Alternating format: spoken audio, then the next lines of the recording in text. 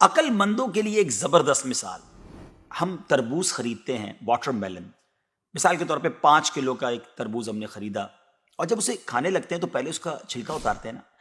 5 کلو میں سے کم از کم 1 کلو کا تو چھلکا نکل جاتا ہوگا، یعنی آلموسٹ 20%، 20% تو کم ہو جاتا ہے. مگر کیا کبھی ہمیں افسوس ہوتا ہے اس کا؟ کیا ہم سوچتے ہیں کہ ہم نے تو تربوز چھلکے کے ساتھ خریدا، چلو آج چھلکے کے ساتھ ہی کھا لیتے ہیں؟ ایسا نہیں کرتے نا. اسی طرح مالٹے کا بھی حال ہے کہ ہم خوشی خوشی سے اس کا چھلکا اتار دیتے ہیں، حالانکہ ہم نے چھلکے سمیت خریدا ہوتا ہے، مگر اس چھلکے کو پھینکتے ہوئے ہمیں کوئی تکلیف نہیں ہوتی.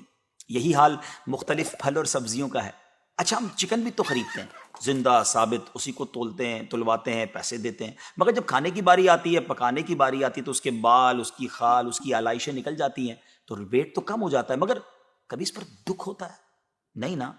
تو پھر 40,000 میں سے 1,000 دینے پر، 1,00,000 میں سے صرف 2,500 دینے پر ہمیں کیوں بہت تکلیف ہوتی ہے؟ حالانکہ یہ صرف 2.5% تو بنتا ہے، یعنی 100 روپے میں سے صرف 2.5 روپے.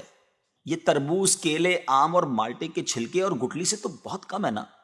اسی تو زکوٰۃ فرمایا گیا. ہاں، ایک اور بات، سال میں ایک ہی بار دینا ہوتا ہے. مالٹے کا، تربوز کا تو ہر بار چھلکا اتارنا ہوتا ہے نا.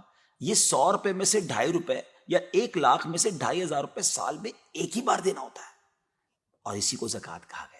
کیا برکت والا کام ہے یہ. مال بھی پاک، ایمان بھی پاک، دل اور جسم بھی پاک، اور معاشرہ بھی خوشحال. اتنی معمولی رقم، یعنی 40 روپے میں سے صرف 1 روپے، اور فائدے کتنے زیادہ، اجر کتنا زیادہ، برکت کتنی زیادہ.